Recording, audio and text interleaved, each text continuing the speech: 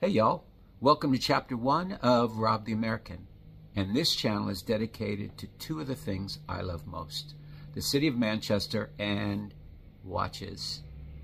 Now I've got the nickname Rob the American because I've lived in England for a long time, and I've lived in Manchester for 11 years, and until that British accent kicks in, kind of that's the nickname people started calling me that, I guess because I kind of stick out.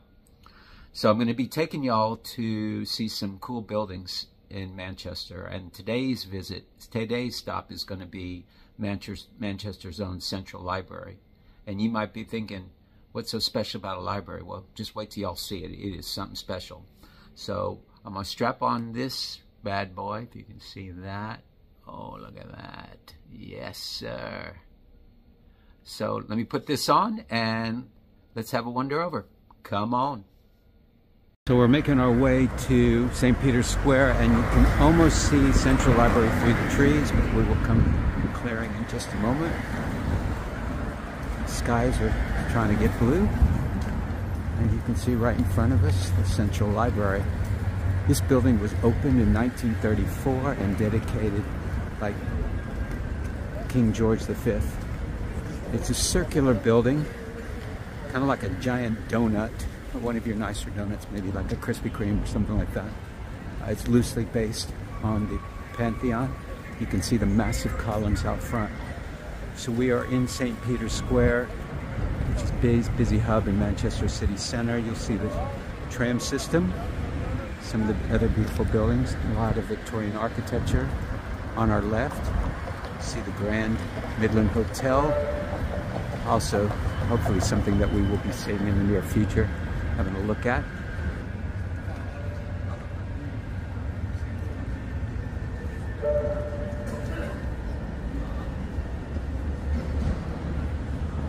And here we go. All right, let's have a walk on in. You entered with these beautiful arches. And as we look up, you're going to see the glorious ceiling of this building. Wow, have a look at that. It's insane. And then behind us,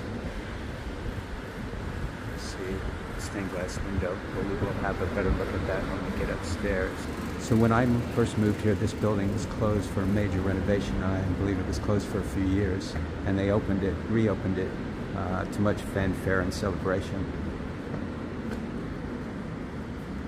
Hopefully y'all won't get seasick as we walk upstairs. We better check the time. Oh yeah, that's a good time. That's a very good time. So we're on the first floor now. Look at the entrance landing. So you can see that ceiling again. We'll have a closer look at the stained glass window. So you see our man, William Shakespeare, in the middle. Enter. We'll have to be very quiet.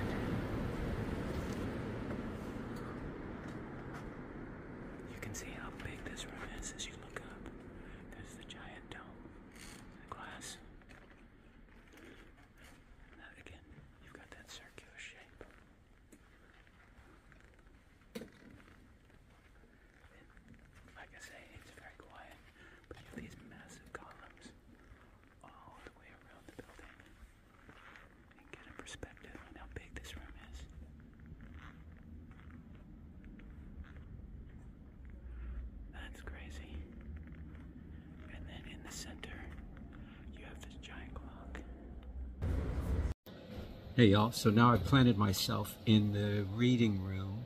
Well, not the reading room, it's kind of an open space near the cafe on the ground floor in Central Library. Let's have a look at so you can see there's a cafe. Beautiful seats and everything. We're surrounded by, they actually have books in the library. This is the reference section. And where I'm sitting now is usually open for a chess club at the time, so I got permission to come film over here. So I'm sitting here at a desk, and look what I have with me now. That bad boy. Let's see if we can get it to focus. Oh my God. That's a wow. That's a wow. See that glare? There we go. Look at that beauty. That's part of the reason why we're here. We're going to have a little chat about this Air King. Oh, that is something special. And I have with me also, which I was given. Have a look at that. So their catalog from this last year with that Air King on the cover. So somebody had asked me, what's the deal with you and watches? Okay, I can't explain it. Just always had a love of watches, and as I've grown up and grown older, I've had watches, gotten rid of them, gone in and out. I've had a smartwatch. I wore that for quite a while, and I've actually gone back to I left for mechanicals. So how this Air King came to be in my possession is it's kind of an interesting story. Rolex has, now everybody knows Rolex, for better or worse. They're kind of like the, I don't know, standard. Standard's not the right word. They're probably the most well-known brand in the world, and the Air King is kind of the forgotten stepchild of the Rolex family. It doesn't look like anything else in their catalog, and you wear it and people don't know what it is. Not that they should, but they don't know what it is. I said, oh, I was wearing this the other day, and somebody said, oh, nice Seiko. I was like, yeah, thanks. Okay. And because it is so different than everything else in their catalog. You know, sometimes some of the Rolexes, they scream Rolex. You know, everybody knows. You can spot them from a mile away, whether it's the bracelet or the gold or whatever. But this is totally under the radar. And the Air King has had a long history. I won't go into the history, but how this watch came into my possession was an interesting story. This is a new version of the Air King, and it came out, I guess it was in Watches and Wonders a year and a half ago. And when I saw it, you know, I look at, I'm such a loser that I watch videos and stuff about watches, and I saw it, and I don't know what it was, but I fell in love with it immediately. So I went down to my local authorized dealer and said, you know, if y'all can get me this watch. And if you know Rolex, you can't, these days you can't walk into a store and just walk out with a Rolex watch. You have to, you express interest, this and that. You create a relationship with your dealer. You have to play this game, and they get to know you, and then if a watch comes in, then they'll give you a call, etc., etc. Well, I hadn't seen it in person. I only saw it on videos, but I knew there was just something about it. So I happened to go to London from Manchester. This was probably 6 weeks after it had been announced, 6 or 8 weeks, and I went down to Harrods. And Harrods, if any of y'all have been to Harrods before, it has, in the middle of that department store, is this very cool watch salon. I don't know what you call it. It's 2 stories with a beautiful grand staircase and all these different boutiques. You know, some of the big hitters. And Rolex has a big section there. And I went in there, and there's a really pretty young lady that was in the front, and I walked in and I just said, listen, I know your answer is going to be no, because I've been all over the place, but I'm going to ask you anyway. And she just kind of smiled, and I said, I've just been looking for the new Air King. I just want to see it. I'm not interested. I know you can't sell me one. I just want to see it. And she had a funny look. She had a funny look on her face, and she motions like this. And I'm thinking, oh, this is looking good. And she walked kind of towards the back case, and there was the brand new Air King sitting in the cabinet. My face must have lit up. And she said, would you like to try it on? And I said, yes, please, yes, please, yes, please. So she kind of laughed, and we sat down, and she brought it out, and there was just something about it just so unique and different, and the colors and the fonts and everything, the size. I, I couldn't explain it to her, and she could see the utter joy in my face. And so I put it on, and I'm just going all kinds of sideways crazy.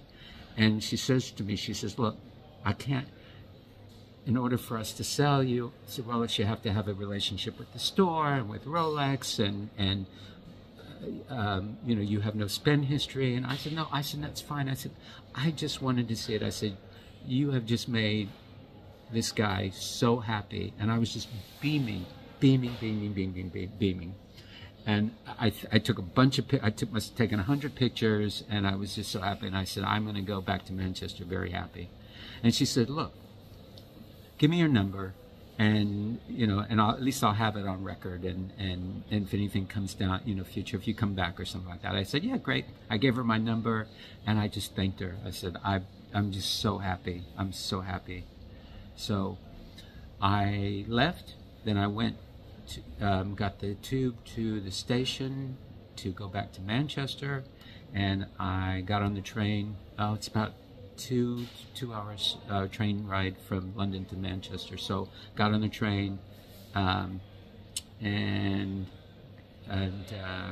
you know, heading back with a good day. Tired. It looked a bunch of watches. Was feeling really happy. My phone rings about half an hour into the journey back towards Manchester, and I said, "Hello?" I didn't recognize the number. I said, "Hello," and I hear this woman's voice. She says, "Hi, this is so and so from the Rolex at Harrods." I said, "Oh, hi, you know, Rob, you know, blah blah blah." And she says, "Where are you?" She says to me, "Where are you now?" And I said, "Well, I'm heading back to Manchester. I'm on the train." She says, "Can you get off the train?" And I said, "And get back here." And I said, "Why?" She says, "Well, I could see how much you really love the watch, and I know you were going to wear it, and we try and sell watches to people that appreciate them as opposed to people that sell them or stick them in the safety deposit box." And she said, "I could see how much you have it. I've got a watch. I've got one for you if you want it." I couldn't believe it. I was in shock. And I said, "I am halfway back to Manchester." I said, "There's no way for me to get back." I said, "There's just no way." And she said, "I can't hold it for you. I just can't do it." I said, "I'm doing this because I could see your love for it, but I can't hold it." And I said, "I really appreciate it. That's like the kindest thing. You didn't have to do that, and you did it, and I can't thank you enough for it." And I was thanking her 1,000 times. And I got off the phone, and part of me was like, "Oh my God, I can't believe it. Why didn't she call me an hour earlier?" Blah, blah, blah, blah, blah. But you know, I was disappointed, but I thought it just wasn't meant to me. The timing wasn't off. But I've never, if anybody who's dealt with Rolex before, that never happens. Somebody you don't know walks in and stuff like that. But she knew, she could tell that it was just for the love of it and stuff like that. But it all ended well. I got a call from my local dealer just a few weeks later, and saying they've got it for you if you still want it. And of course, at that point, I did. But so that's the story of how I came to have this Air King in my possession. And let me tell you, it has not disappointed. I'm gonna put this bad boy on. Let you see it on the wrist, so you can really appreciate it. The Air King, like I say, it's. Let me flip this around and have a look at it. So you've got. Let me see. It's something unique. You've got the numbers. You've got different fonts. You've got different colors used. You've got that Rolex green and that gold crown. The yellow crown. Excuse me. It is stunning. It is stunning. But it's not fancy like a date just with gold or anything like that. It's very much a tool watch, and something very much appreciated. And I think it's completely underrated.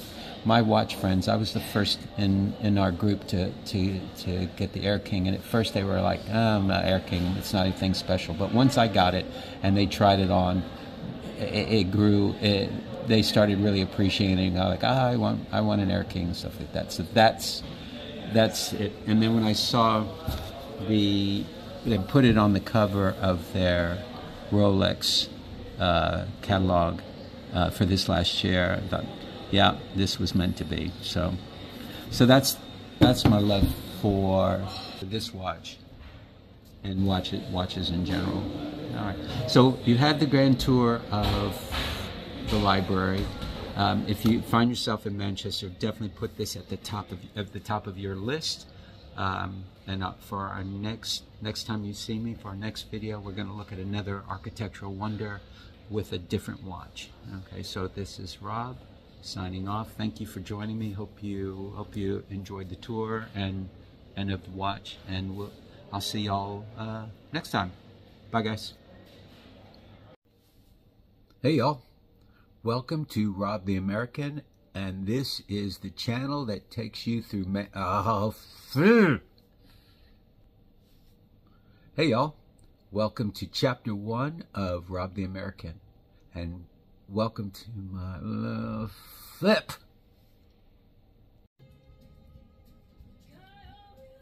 Is that on?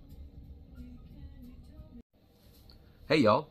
Welcome to Chapter 1 of Wob. Hey, one more thing, y'all. If you enjoyed this video, would you give it a like? And if you want to see some more cool buildings in Manchester and some awesome watches, why don't you subscribe to the channel? And I'd be real curious to see what y'all think, so you can give some comments down below, and be merciful, okay? I'm afraid of what some people are going to say, but anyway, it's been a pleasure, and I hope to see y'all again. Thanks, guys.